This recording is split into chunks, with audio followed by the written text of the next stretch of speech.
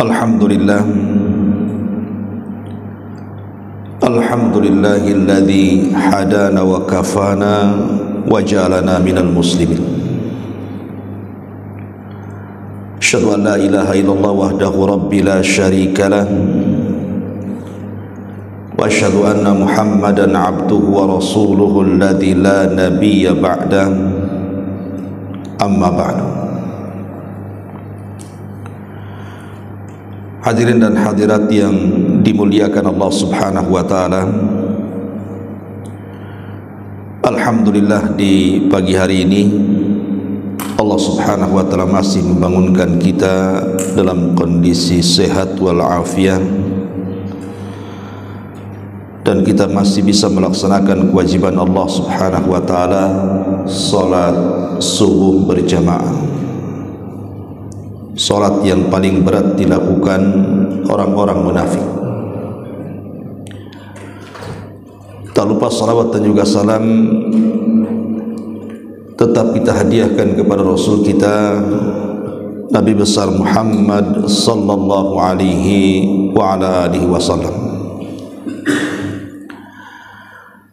Pembahasan di subuh kali ini kita akan membahas tentang orang-orang yang didoakan oleh para malaikat. Hadirin dan hadirat yang dimuliakan Allah Subhanahu wa taala, salah satu keimanan kita kepada Allah Subhanahu wa taala, bahkan dijadikan satu dari 6 rukun iman, adalah beriman kepada para malaikat. Dan keberadaan para malaikat itu bisa kita rasakan walaupun kita tidak bisa melihatnya. Bagaimana kita caranya merasakan kehadiran para malaikat di tengah-tengah kita?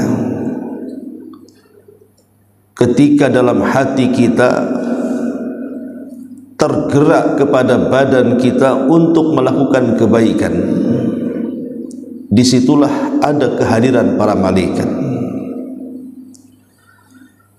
Jadi kalau seandainya seseorang itu tergerak untuk melakukan kebaikan, seperti pagi ini Anda digerakkan untuk sholat subuh di sini,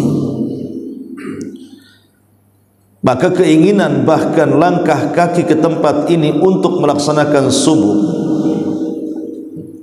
itu menunjukkan kehadiran para malaikat di tengah kita.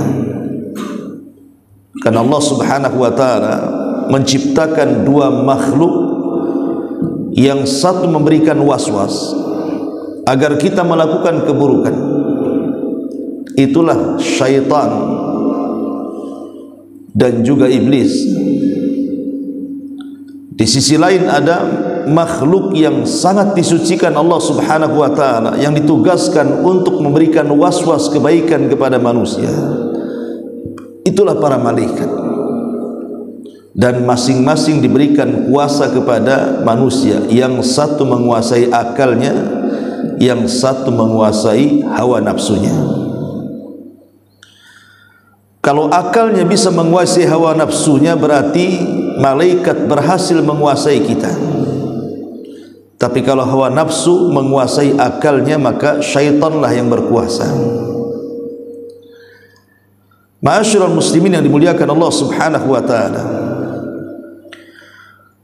tanpa memperpanjang mukaddimah, siapakah orang-orang yang mendapatkan doa para malaikat itu? Pertama, orang-orang yang saat tertidur dalam kondisi suci. Tidurnya seorang mukmin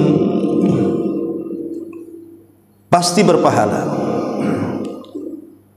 Karena tidurnya seorang mukmin itu pasti sebelum dia tidur, dia akan melakukan hal-hal yang ketika saat tidur tidak sia-sia tidurnya. Disebutkan dalam sebuah hadis.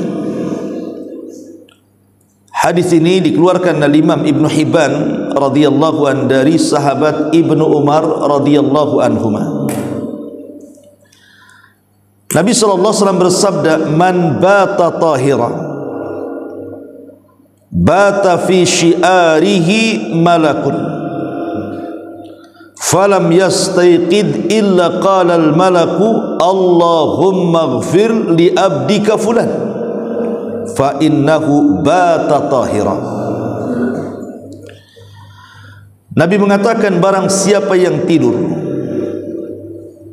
dalam kondisi suci, artinya terbebas dari dua hadas, hadas kecil dan hadas besar. Jadi kalau ada seorang suami istri yang melakukan hubungan, kemudian dia segera mandi dan mengambil wudhu kemudian tidur,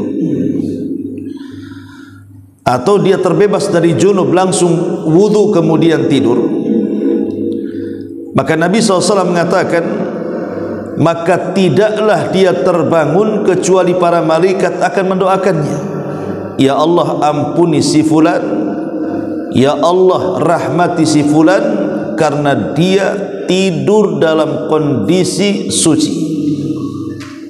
Subhanallah. Bagaimana seseorang yang tertidur sepanjang tidurnya didoakan para malaikat. Dalam riwayat, setiap kita berbaring kemudian bergerak ke lambung kanan, maka malaikat sebelah kanan akan mendoakan, ya Allah ampuni orang ini, ya Allah rahmati orang ini. Apabila dia bergerak ke lambung kiri, maka malaikat sebelah kiri juga sama mengatakan, ya Allah ampuni orang ini, ya Allah rahmati orang ini, sampai dia terbangun. Subhanallah, ya. Bagaimana kemudian para malaikat diutus oleh Allah kepada kita hanya untuk mendoakan. Itu menunjukkan bahwa tidur seorang mukmin itu ibadah, dengan syarat sebelum tidur dia berwudu, atau yang punya junub dia segera mandi. Para ulama salaf mengatakan, kita tahu bahwa tidur itu akhuhul maut, tidur itu saudara kematian. Makanya di antara doa selepas tidur, Rasulullah SAW mendoakan, alhamdulillahilladzi ahyana ba'dama amatana wa ilaihin nusyur. Segala puja dan puji bagi Allah yang telah menghidupkan kita setelah kematian kita. Bahasa menghidupkan setelah kematian, karena orang tidur itu saudaranya kematian. Ketika sahabat bertanya, apakah di sorga itu penduduknya bisa tidur? Maka Nabi SAW menjawab, tidak. Di sorga itu tidak ada tidur. Kemudian Rasul berikan alasan, kata Rasul, li'anna nauma akhuhul maut, karena tidur itu saudara kematian, sementara di sorga tidak ada kematian.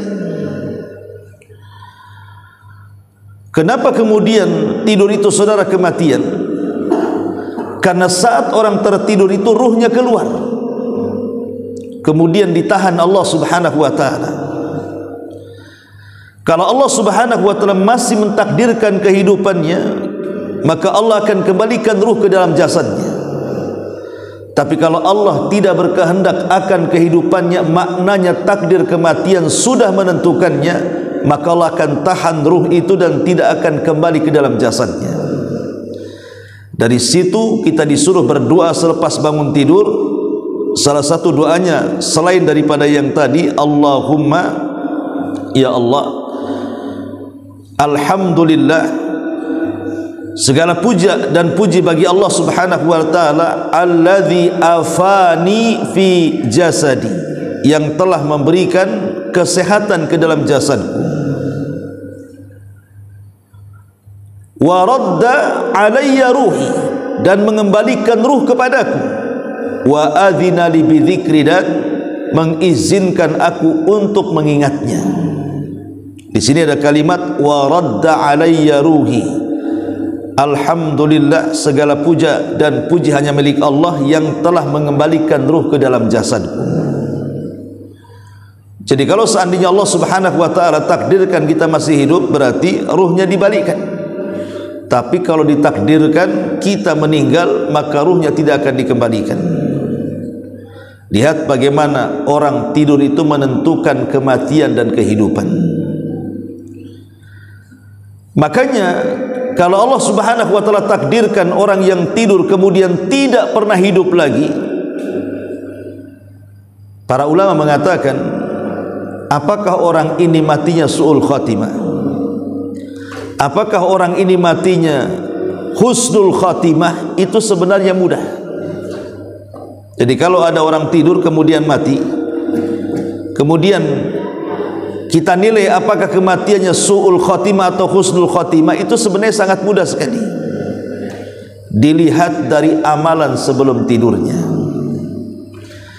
Kalau amalan sebelum tidurnya itu memang dia melakukan ibadah, mungkin sebelum tidurnya dia membaca Quran, kemudian berzikir dan berdoa, kemudian dia berwudu, kemudian dia tidur, kemudian Allah takdirkan dia meninggal dunia, dipastikan husnul khatimah. Tapi kalau amalan sebelum tidurnya dia bermaksiat kepada Allah Azza wa Jalla, boleh jadi mungkin dia dugem, mungkin dia minum khamar, mungkin dia menggibah orang, kemudian tertidur tanpa berdoa, tanpa berzikir, tanpa berwudu, tanpa membaca Quran, tanpa amalan-amalan saleh sebelum tidurnya. Kalau seandainya kemudian tidur, kemudian Allah takdirkan mati, dipastikan su'ul khatimah. Jadi yang menentukan husnul khatimah atau su'ul khatimah setelah bangun tidur itu ditentukan amalan sebelum tidurnya tuh. Kalau amalan sebelum tidurnya dia berdoa dan berzikir, kemudian berwudu, maka saat tidurnya saja didoakan malaikat. Malaikat akan mengatakan, ya Allah ampuni orang ini, ya Allah rahmati orang ini. Kalau seandainya Allah takdirkan dia meninggal, berarti dia meninggal di atas doa para malaikat. Makanya penting amalan sebelum tidur itu, karena menentukan baik dan buruknya seseorang yang sedang tidur. Ini yang pertama.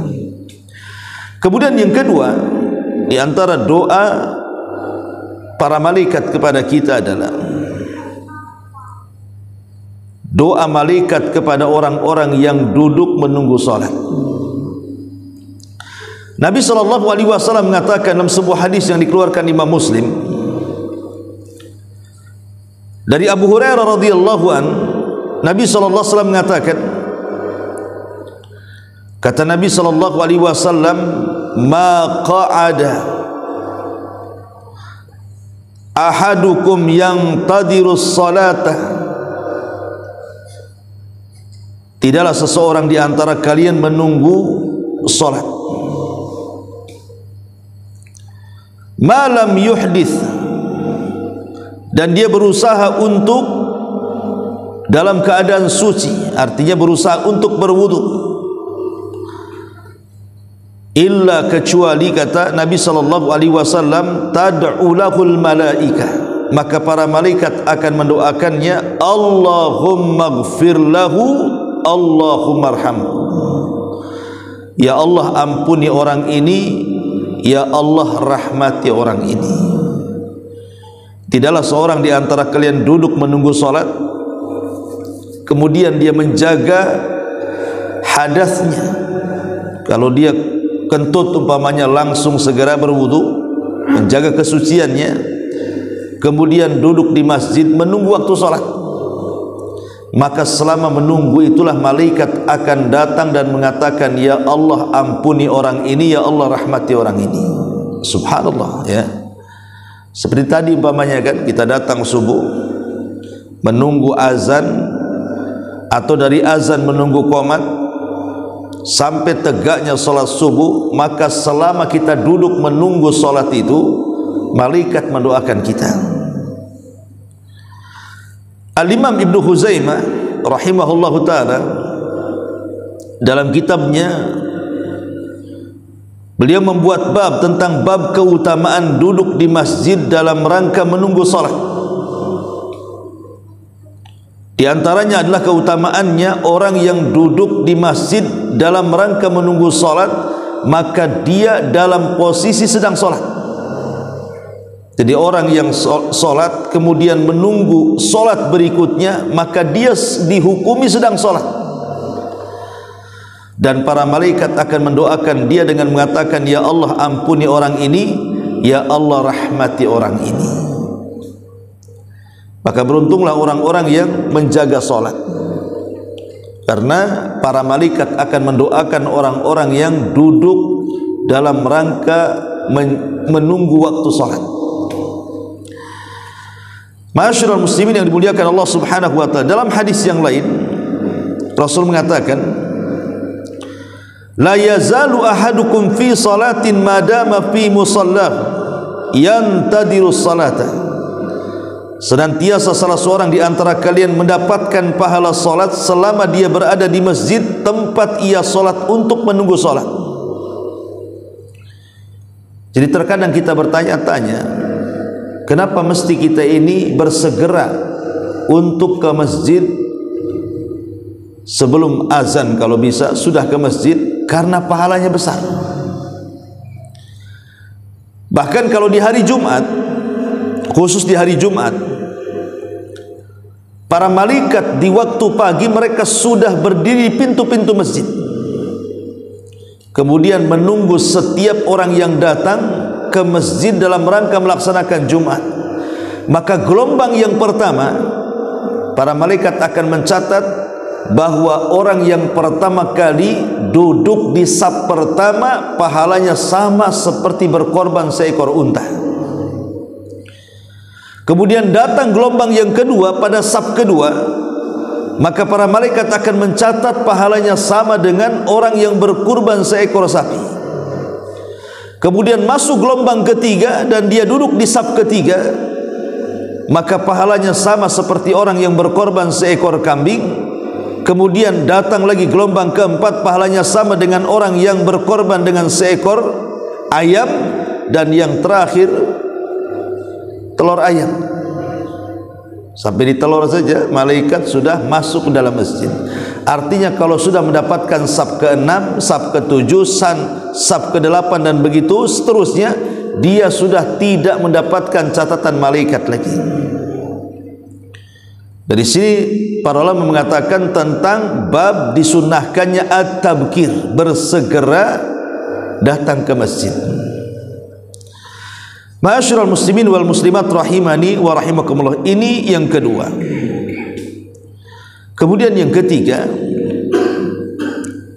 di antara orang-orang yang akan mendoakan atau mendapatkan doa para malaikat adalah orang-orang yang melaksanakan salat subuh dan salat asar. Di dalam Al-Qur'anul Karim Allah Subhanahu wa taala berfirman, hafizu 'ala salawati was salatil wusta wa qumu lillahi qanitin. Jaga oleh kalian salat 5 waktu, terutama salat wusta. Kenapa salat wusta dikeluarkan dari salat 5 waktu? Bukankah salat wusta itu bagian daripada salat 5 waktu? Kenapa kemudian dikeluarkan? Ketika disendirikan salat wusta dari salat yang 5 waktu, menunjukkan bahwa salat wusta itu ada keutamaan tersendiri, walaupun dia bagian daripada salat 5 waktu, di mana siapa yang menjaga salat wusta itu dijamin masuk surga. Para ulama tafsir mengatakan, apa yang dimaksud salat wusta dalam ayat itu? Jaga oleh kalian 5 waktu salat, terutama salat wusta. Sebagian para ulama mengatakan bahwa salat wusta itu salat subuh, dan sebagian ulama lain mengatakan salat wusta itu salat asar. Adapun yang mengatakan salat wusta itu salat subuh, karena memang salat subuh itu salat yang bersendirian, tidak bergandeng. Lain dengan duhur, bisa digandengkan dengan asar, maknanya bisa dijamak, takhir dan takdim. Atau maghrib bisa digandengkan dengan isya, bisa dijamak, takhir dan takdim. Subuh tidak bisa. Dia tidak bisa menarik duhur, dia tidak bisa menarik isya. Subuh itu sendirian. Lah karena dia sholat sendirian, tidak bisa ditakhir dan ditakdim dengan isya dan duhur, makanya disebut wusta. Ini satu pendapat. Pendapat yang kedua bahwa solat wusta itu solat asar. Kenapa solat asar? Karena ada nas yang mengatakan seperti itu. Jadi saat Nabi SAW berperang dalam Khandaq, Quran menyebutnya perang Ahzab, tapi dalam hadis menyebutnya perang Khandaq. Bahasa kitanya perang parit. Jadi saking sibuknya Rasul menjaga parit supaya musuh jangan masuk ke kota Madinah. Karena kan gambaran perang Ahzab ini, kita tahu Madinah itu tengah-tengah. Kiri gunung, kanan gunung, belakang kebun kurma. Jadi memungkinkan musuh itu datang dari depan. Makanya dibuat parit di situ. Maka Nabi SAW untuk menjaga parit itu dari serangan musuh, terutama musuh yang berkuda dan memanah. Sementara musuh itu terus menyerang. Ketika datang waktu asar, serangan itu tidak berhenti. Sampai akhirnya Nabi SAW masuk ke waktu maghrib, belum juga sholat asar. Ketika masuk waktu maghrib, barulah serangan itu baru berhenti. Maka Rasul pun melaksanakan sholat asar di waktu maghrib. Secara hukum fikih, melaksanakan sholat di luar waktu itu tidak sah. Tetapi dalam kondisi darurat kan tentu berbeda hukumnya. Dibolehkan seseorang sholat itu di luar waktu dalam kondisi darurat, seperti dalam kondisi perang di sini. Karena Rasul pernah melaksanakan sholat asar di waktu maghrib. Saking marahnya Rasulullah SAW kepada orang-orang musyrik yang telah mengakhirkan solat asar di waktu maghrib, Rasul mendoakan mereka dengan doa keburukan. Kata Rasul, mala Allahu kuburahum wa buyutahumun nar. Semoga Allah penuhi rumah dan kuburan mereka dengan api, karena mereka telah mengakhirkan solat wusta. Kalimat karena mereka sudah mengakhirkan solat wusta, dari sini kata para ulama fikih mengatakan bahwa asar itu adalah solat wusta, solat yang menentukan solat-solat yang lainnya. Dari sini kita tahu ada dua keutamaan besar antara dua solat. Pertama asar dan subuh, di mana dua solat ini akan dicatat oleh dua para malaikat. Kita tahu bahwa malaikat yang mencatat kita berapa? Ada 4. Malaikat yang mencatat kita itu 4 malaikat. Pertama Raqib, yang kedua Atid. Itulah yang Allah katakan ma yalfidu min qaulin illa ladaihi raqibun atid. Tidak ada ucapan manusia yang keluar kecuali akan dicatat 2 malaikat Raqib dan Atid.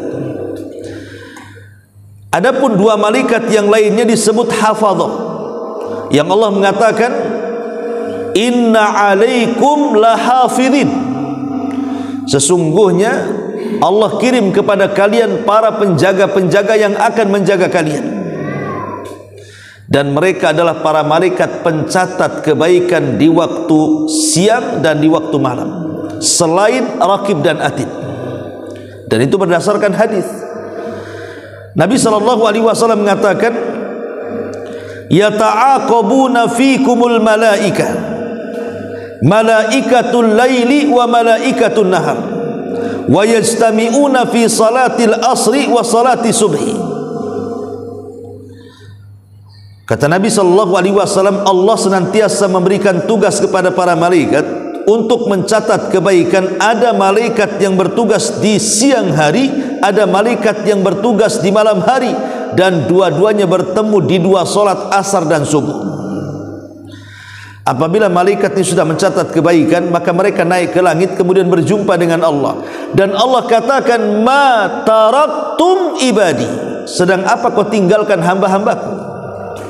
Maka malaikat ini mengatakan, atainahum wa hum yusallun wa taraknahum wa hum yusallun.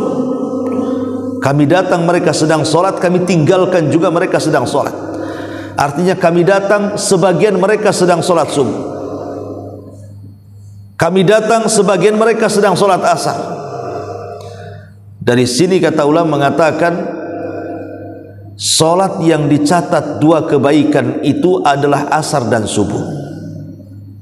Kalau solat maghrib itu dicatat satu malaikat saja, malaikat malam. Isya juga sama, dicatat satu malaikat, malaikat malam saja. Tapi subuh dicatat dua malaikat, malaikat malam mencatat, malaikat siang mencatat, karena pertemuannya di sholat subuh.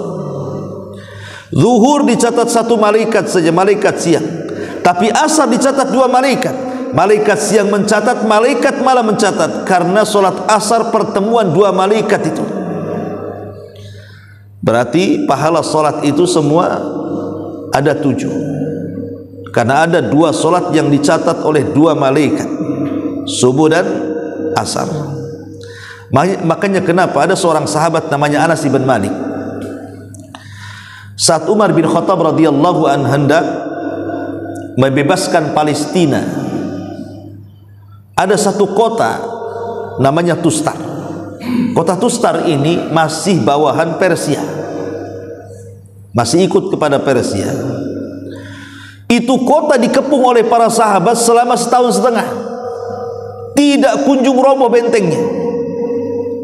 Bayangkan kalau seseorang mengepung sebuah kota, sementara bekalnya habis karena kelamaan, bisa saja mengalami kekalahan perang, karena bekal itu perlu dalam peperangan. Sementara Tustar ini dikenal bentengnya, karena di zaman itu kan peralatan tidak seperti secanggih hari ini yang bisa mengirim rudal kan gitu. Zaman dulu pakai tombak, pakai panah, pakai pedang gitu ya.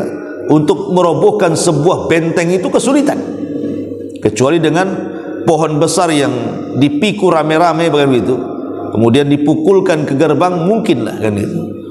Tapi sahabat tidak bisa merobohkan benteng itu selama setahun setengah. Kuatnya kota Tustar itu. Tapi di satu hari Allah takdirkan kota Tustar itu memang harus runtuh ke tangan kaum muslimin. Tiba-tiba benteng Tustar itu roboh. Masalahnya, robohnya benteng itu tepat ketika manusia, atau tepat ketika waktu menjelang subuh. Datang waktu fajar, roboh benteng itu. Maka para sahabat langsung tidak menyia-nyiakan kesempatan robohnya benteng itu, langsung menyerang Tustar. Subhanallah, benteng itu dikepung setahun setengah, tapi penaklukannya hanya 1 jam lebih saja, tidak sampai 2 jam, langsung Tustar itu roboh ke tangan kaum muslimin. Lah ketika dalam kondisi peperangan itu, para sahabat kan belum sholat subuh tuh, karena mereka sedang sibuk untuk mengambil kesempatan. Kalau mereka tidak cepat masuk, bisa saja benteng itu akan tertutup kembali. Tapi dengan sigap para sahabat masuk di waktu orang sedang sholat subuh, mereka perang. Akhirnya mereka pun terpaksa sholat subuh di luar waktunya, karena saat Tustar runtuh matahari sudah terbit. Ada seorang sahabat namanya Anas bin Malik radhiyallahu anhu. Itu ketika diingatkan soal Tustar, dia menangis. Anas bin Malik itu kalau diingatkan tentang perang Tustar, dia menangis. Kalau dikatakan kepada Anas, ya Anas, bukankah peperangan itu dimenangkan kaum muslimin? Harusnya kau bahagia. Maka Anas bin Malik radhiyallahu anhu mengatakan, betul, memang peperangan itu dimenangkan kaum muslimin. Tapi dalam perang itu kami harus melaksanakan subuh di luar waktu, dan itu tidak pernah kami lakukan sebelumnya. Lihat bagaimana para sahabat sedih dan menangis sepanjang hayatnya gara-gara sekali melaksanakan subuh di luar waktu, padahal secara hukum sah-sah saja, karena Rasul pun pernah melaksanakan asar di luar waktu. Tapi bagi para sahabat, solat itu sesuatu yang sangat istimewa. Betapa banyak kita meninggalkan solat subuh. Di antara kaum muslimin yang meninggalkan solat subuh seolah-olah tidak ada beban bagi mereka. Makanya lihat para sahabat, 1 kali saja mereka meninggalkan subuh, maksudnya tidak subuh berjamaah di masjid, mereka merasa sedihnya seumur hidup. Itulah Anas ibn Malik radhiyallahu anhu. Ma'asyiral muslimin yang dimuliakan Allah azza wa jalla, maka orang yang menjaga 2 salat subuh dan asar akan mendapatkan doanya para malaikat.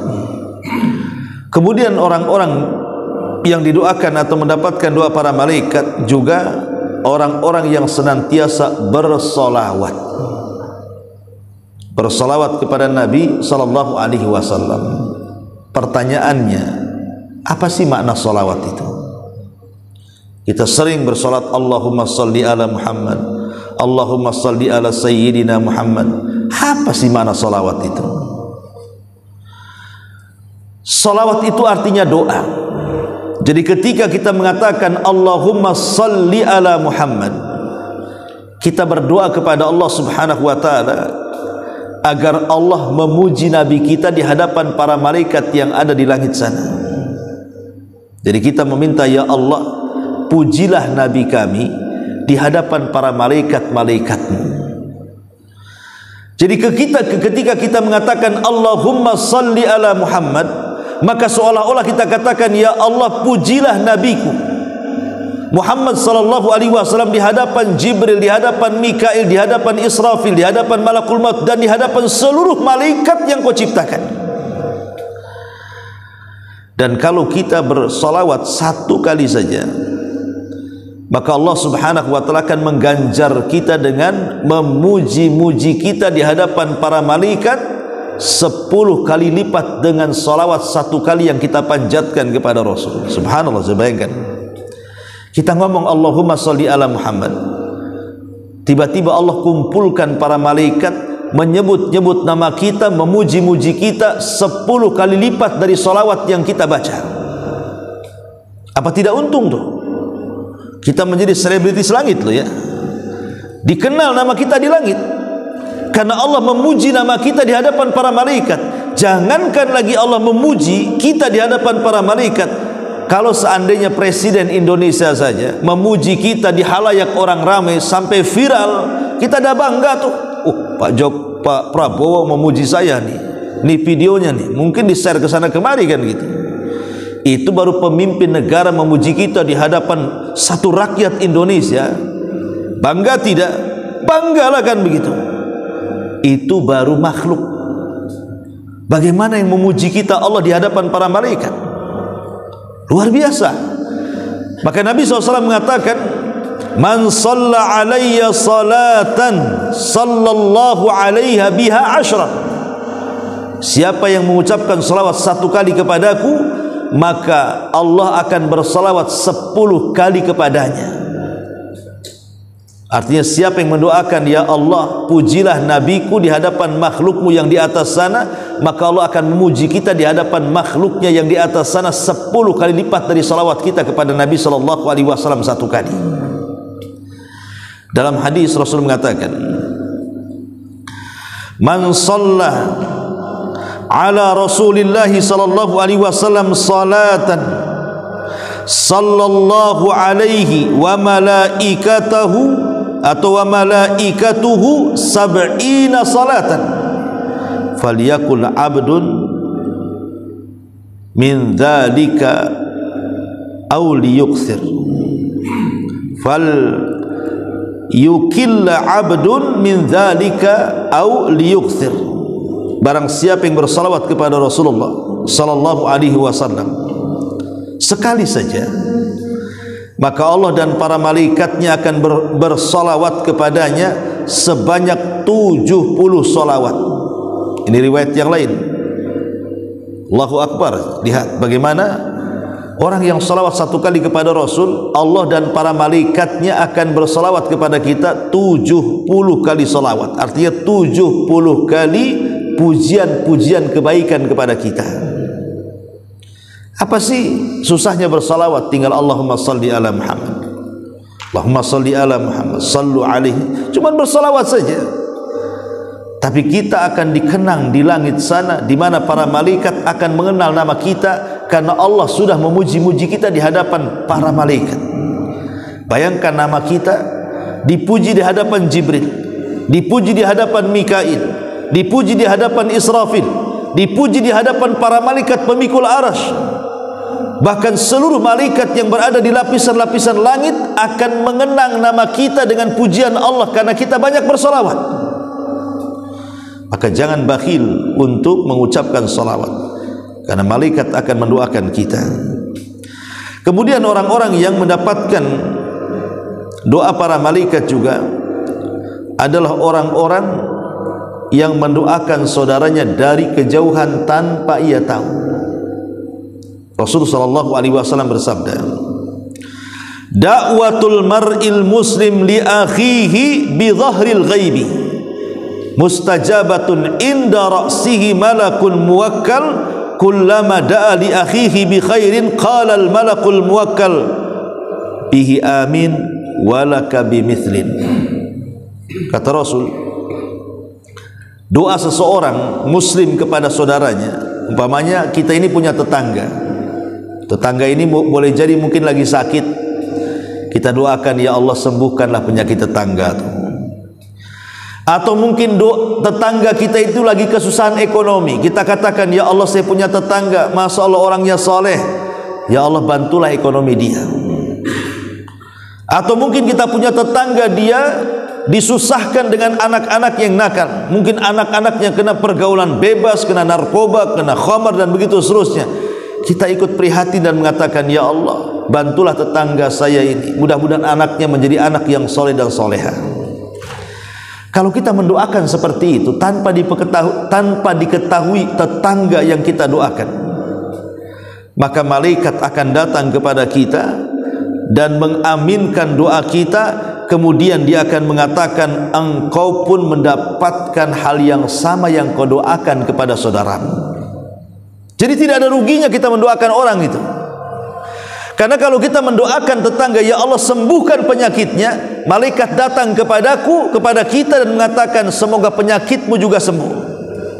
Bayangkan, kalau seandainya kita mendoakan 1000 orang yang ada di Tanjung Uban ini, ya Allah mudah-mudahan orang-orang yang sakit di Tanjung Uban ini sembuh. Bayangkan 1000 malaikat akan datang kepada kita dan mengatakan, semoga penyakitmu juga sembuh. Jadi doa kita ini akan balik kepada kita tuh.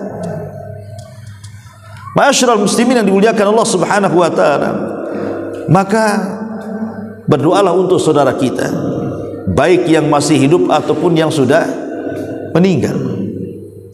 Umpamanya kita ziarah kubur, ya, jangan bakhil hanya mendoakan orang yang kita ziarahi saja. Umpamanya di kuburan itu kuburan orang tua, kita yang mendoakan orang tua, habis itu pulang. Padahal di samping kiri kanan kuburan orang tua itu ada saudara kita seiman yang lebih dulu meninggalkan kita. Kadang di antara kita ada yang bakhil, tidak mau mendoakan saudara-saudara kita yang telah mendahului kita dengan keimanan. Padahal kalau seandainya dia mendoakan juga saudara-saudara di samping kiri kanan kuburan ibu kita dan mengatakan, ya Allah ampunilah aku, ampunilah dosa ibuku, dan ampunilah orang-orang yang beriman di kuburan ini, umpamanya. Sementara jumlah kuburan di situ yang beriman boleh jadi mungkin 1000-2000 orang, maka setiap kuburan yang kita doakan itu akan berpahala untuk kita yang berdoa. Jadi datang ke kuburan tanpa pahala, pulang mendapatkan ribuan pahala hanya sekedar mendoakan orang-orang yang dikubur itu. Kan enak tuh, ya. Ma'asyiral muslimin yang dimuliakan Allah Azza wa Jalla. Kemudian juga orang-orang yang akan mendapatkan doa para malaikat adalah orang yang membiasakan untuk berinfak di pagi hari. Nabi SAW mengatakan, ma min yaumin yusbihul ibadu fihi illa malakani yanzilan fayaqulu ahaduhuma Allahumma a'ti mumfikan khalafa wa yaqulul akhar Allahumma a'ti mumsikan talafa. Tidak ada satupun di mana pada pagi hari seorang hamba ada padanya 2 malaikat yang dikirim oleh Allah Subhanahu wa taala. Jadi setiap pagi kita ini dikirim 2 malaikat.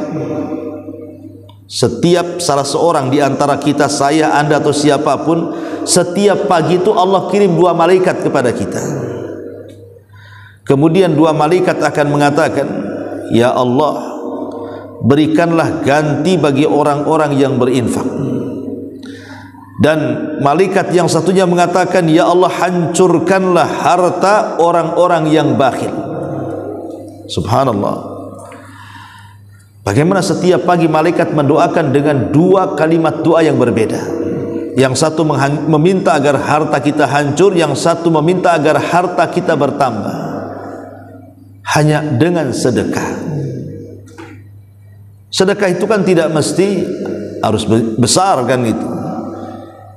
Bisa saja mungkin setiap pagi 2.000, 5.000 datang ke masjid, kan ada kotak infak tuh. Setiap subuh itu masukkanlah di situ infak kita, dan kita mendoakan doa para malaikat di mana harta kita dalam satu hari itu tidak akan dibinasakan, justru akan ditambah sebagai bentuk syukurnya kita kepada Allah Azza wa Jalla. Kita bisa infak. Itu kan amalan-amalan ringan sebenarnya, tapi pahalanya besar. Didoakan para malaikat. Karena kita tidak tahu satu hari ini kita hidup dari pagi sampai sore itu, apakah kita mengalami kebangkrutan ataukah kita akan mengalami keuntungan? Kita tidak tahu. Dan rahasia hidup manusia itu ada di pagi hari. Di pagi hari itu maksudnya di waktu subuh sampai terbit matahari. Itu rahasia rizki kita di situ dari pagi sampai sore. Makanya Nabi SAW berdoa, Allahumma barik li ummati fi bukuriha. Ya Allah, berkahi umatku di waktu paginya. Makanya orang yang tidak tidur selepas subuh sampai terbit matahari, dia meminta kepada Allah agar diberikan rizkinya, maka satu hari itu akan diberkahi. Tapi orang yang membiasakan tidur selepas subuh sampai terbit matahari, kata Imam Ibnul Qayyim, maka kehidupannya tidak akan diberkahi. Maka beruntunglah orang-orang yang bisa bangun di waktu subuh dan tidak tidur, kemudian berzikir, apalagi sampai waktu syuruk kemudian melaksanakan 2 rakaat syuruk, maka pahalanya sama dengan haji dan umrah secara sempurna. Ma'asyiral muslimin yang dimuliakan Allah Subhanahu wa taala. Kemudian juga orang-orang yang didoakan para malaikat adalah orang yang menjenguk orang sakit. Ikhwatu fillah muliakan Allah Subhanahu wa taala. Terkadang orang sakit itu menjadi sembuh, itu bukan karena obat saja. Itu kan sebab. Yang menyembuhkan semua Allah, iya betul. Tapi kan ada sebab. Ya. Terkadang bukan hanya sekedar sebab obat saja kesembuhan penyakit itu, tapi terkadang kehadiran kita saat menjenguk orang sakit itu. Karena banyak orang yang sakit itu sakitnya tidak seberapa, tapi ada yang lebih sakit lagi daripada sakitnya ketika teman-temannya hanya ingat dia di waktu sehat, tapi tidak ingat di waktu dia sakit. Makanya kalau seandainya kita punya perkumpulan yang biasa kita kumpul ke sana kemari, tiba-tiba ada saudara kita sakit, kemudian kita biarkan tidak dijenguk, apa perasaannya coba? Perasaannya sakit. Boleh jadi ketidakhadiran kita untuk menjenguknya itu lebih sakit dibandingkan sakitnya. Makanya orang sakit itu perlu dorongan supaya jangan putus asa. Betapa banyak orang-orang yang sakit itu putus asa karena merasa ditinggalkan kawan-kawannya. Ujung-ujungnya hanya yang menemani dia orang-orang yang dicintainya saja. Mungkin istrinya yang punya istri, mungkin orang tuanya yang belum punya istri. Kadang-kadang sakitnya lebih parah dibandingkan penyakitnya. Makanya pentingnya kita datang menjenguk orang sakit di situ, supaya menumbuhkan perasaan optimis bahwa dia tidak sedang ditinggalkan. Karena besarnya kehadiran kita kepada orang sakit itulah, makanya Rasulullah SAW sampai mengatakan, ma min muslim ada akhan illa bta'athallahu lahu sab'ina alfa malakin yusalluna alaihi min ayyi sa'atin nahari kana hatta yumsiya wa min ayyi sa'atil laili kana hatta yusbiha. Tidaklah seorang mukmin menjenguk saudaranya melainkan Allah akan mengutus 70.000 malaikat. Subhanallah, 70 malaikat, 70.000, bukan satu malaikat, 70.000 malaikat. Untuk apa coba? Untuk bersalawat kepada orang yang berkunjung kepada orang sakit itu di waktu siang kapan saja hingga sore hari, atau di waktu malam kapan saja hingga subuh. Jadi kalau kita berangkat pagi, 70.000 malaikat akan datang dan mendoakan ampunan akan dosa kita sampai sore. Kalau kita datang sore, maka malaikat sebanyak 70.000 akan datang mendoakan ampunan kepada kita sampai pagi. Coba bayangkan, Ustaz, kawan-kawan saya tidak ada yang sakit. Kata siapa kawan-kawan kita tidak banyak sakit? Di rumah sakit banyak orang sakit. Kalau tidak punya teman tetangga yang sakit, cari ke rumah sakit sana. Pasti banyak orang sakit di rumah sakit itu. Kan banyak saudara-saudara kita di sana kan. Yang penting kan saudara seiman, saudara seislam, mereka juga saudara kita kan. Hanya semata-mata menjenguk orang sakit saja, subhanallah kan, 70.000 malaikat loh mendoakan kita dalam satu hari itu. Maksudnya doa agar kita diampuni dosanya. Dan kalau seandainya setelah menjenguk orang sakit Allah takdirkan kita pula yang sakit kemudian meninggal, maka dipastikan husnul khatimah. Kenapa? Karena 70.000 malaikat mendoakan dia. Ya. Ma'asyiral muslimin wal muslimat rahimani wa rahimakumullah. Kemudian atau sedikit tambahan, orang sakit itu yang dihajatkan doa kita. Dan kalau bisa bawalah obat-obatan yang bisa mengobati orang sakit. Seperti umpamanya, mungkin kalau kita bukan dokter, kita orang biasa tidak paham kesehatan, bawalah obat-obat secara umum, entah bawa madu, entah bawa habbatus sauda kan gitu, entah bawa minyak zaitun, pokoknya obat-obatan yang secara nas itu obat, bawa. Boleh jadi itu bisa meringankan penyakitnya. Kemudian di sini para malaikat juga akan mendoakan orang-orang yang berkata baik di sekitar orang-orang yang sedang sakaratul maut. Jadi kalau kita mengunjungi orang sakit nih, kepada Allah pula yang sakit ini parah mendekati kematiannya, maka saat itu jangan mengucapkan kalimat kecuali kebaikan. Jangan mengungkit-ungkit keburukan dia semasa dia masih bersama kita, berkumpul dengan kita, ngopi dengan kita, jalan dengan kita. Jangan disangkut pautkan. Kalau dia nampak sudah parah, apalagi koma, di saat itu kita tidak boleh mengucapkan kalimat kecuali yang baik. Karena saat itu malaikat sedang mengaminkan kita. Kata Rasul, "Idza hadartumul maridha awil mayyita faqulu khairan fa innal malaikata yu'minuna ala ma taqulun." Jika kalian menghadiri atau menjenguk orang yang sedang sakit parah ataupun sudah menjadi jenazah mayat, maka ucapkanlah kebaikan di dua tempat itu, baik sebelum dia meninggal atau setelah dia meninggal, maka jangan mengucapkan kecuali kebaikan. Karena saat itu para malaikat sedang mengaminkan apapun yang kalian ucapkan. Ya. Jadi kalau kita menjenguk orang sakit, jangan cerita keburukan, cerita kebaikan saja. Ayo sembuh, kasih semangat, ayo cepat sembuh supaya kita bisa sholat jamaah, hadir di majelis taklim. Jangan pula ayo sembuh supaya kita bisa dugem lagi, mabuk lagi. Ini mengingatkan maksiat seperti ini. Kalau seandainya dia dekat-dekat sakaratul maut, bisa saja suudzon kepada Allah. Padahal amalan yang terakhir yang memungkinkan orang sedang sakaratul maut itu mendapatkan pahala adalah husnudzon billah, berbaik sangka dengan Allah. Bagaimana caranya orang ini berbaik sangka dengan Allah? Jangan ceritakan keburukan, ceritakan kebaikan. Walaupun sebenarnya dia orang jahat, tidak apa-apa, tapi jangan kita menceritakan kejahatannya. Pamannya orang ini koma, tapi telinganya masih mendengar kita. Bilang saja, sebenarnya dia itu orang baik. Saya tahu kok dia orang baik kok. Dia kan dengar walaupun dia sedang koma tuh.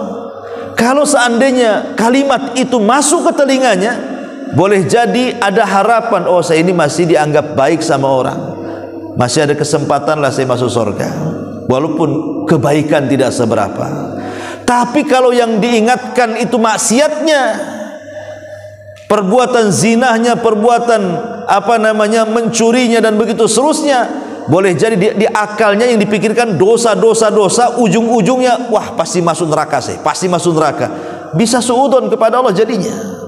Maka kalau mengunjungi orang sakit itu jangan menceritakan kecuali kebaikan, supaya kalau seandainya Allah takdirkan dia mati dalam kondisi berbaik sangka dengan Allah Subhanahu wa ta'ala. Boleh jadi baik sangka itulah amalan terakhir yang akan dibawa dia menghadap Allah, ya.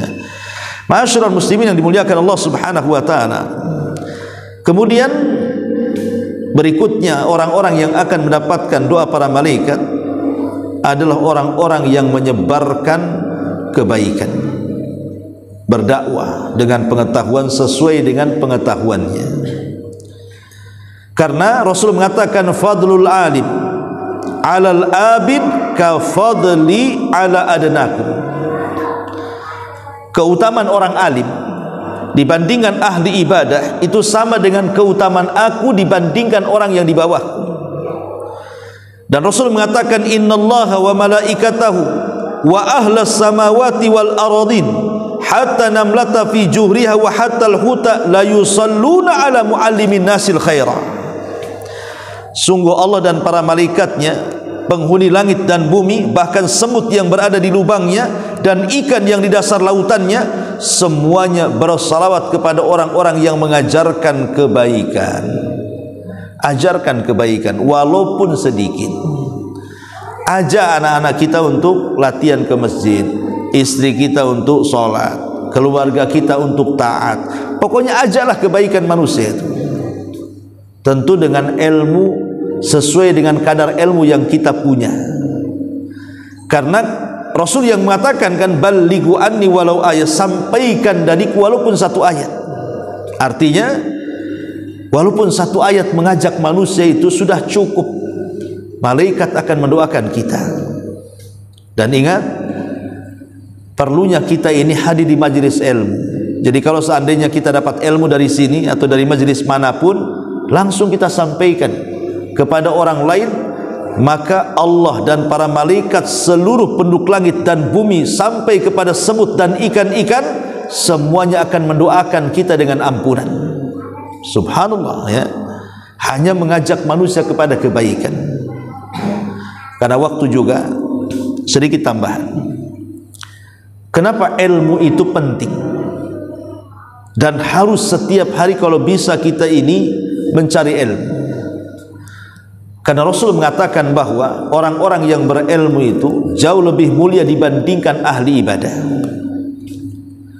Ahli ibadah itu walaupun dia rajin sholat, rajin zikir, rajin sedekah, rajin melaksanakan ketaatan, itu manfaatnya untuk diri sendiri saja. Orang sholat kan manfaatnya untuk kita saja. Saya puasa ya untuk saya, orang lain tidak dapat manfaat. Saya baca Quran untuk saya, orang lain tidak dapat manfaat. Tapi kalau belajar sehingga kita dapat ilmu dan mendakwahkan ilmu itu, manfaatnya untuk diri sendiri dan orang lain. Makanya Imam Ahmad ibn Hanbal adalah orang yang paling menghargai gurunya Imam Syafi'i. Selama 40 tahun Imam Ahmad mendoakan kebaikan dalam solatnya akan Imam Syafi'i. 40 tahun mendoakan gurunya dalam sujud.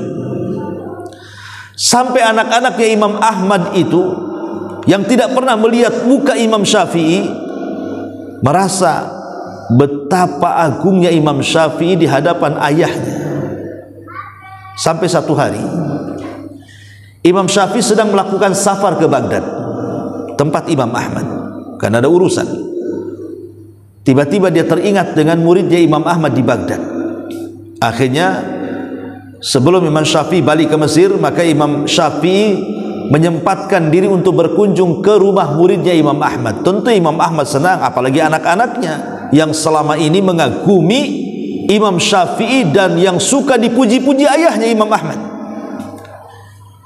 Setelah datang ke rumah Imam Ahmad, Maka Imam Ahmad selaku muridnya menyiapkan tempat yang indah, makanan yang lezat, pokoknya bagaimana layaknya menghormati tamu.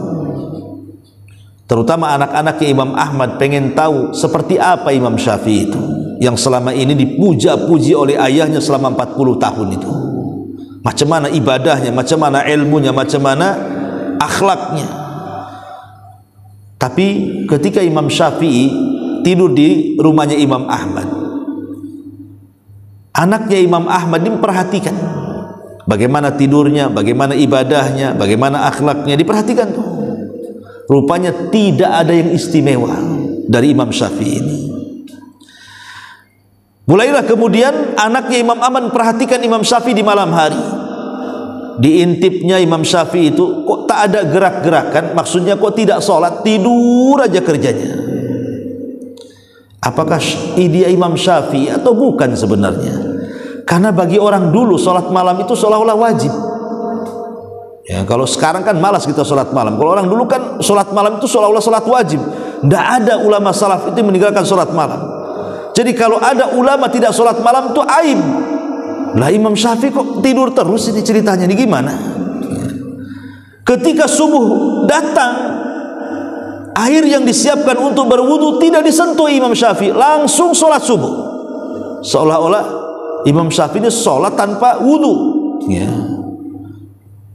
Apalagi ketika melihat Imam Syafi'i ini sedang makan, kan sunnahnya pakai 3 jari makan itu. Tapi Imam Syafi'i dengan lahapnya, dengan 5 jari dia memakan sampai habis makanannya Imam Ahmad.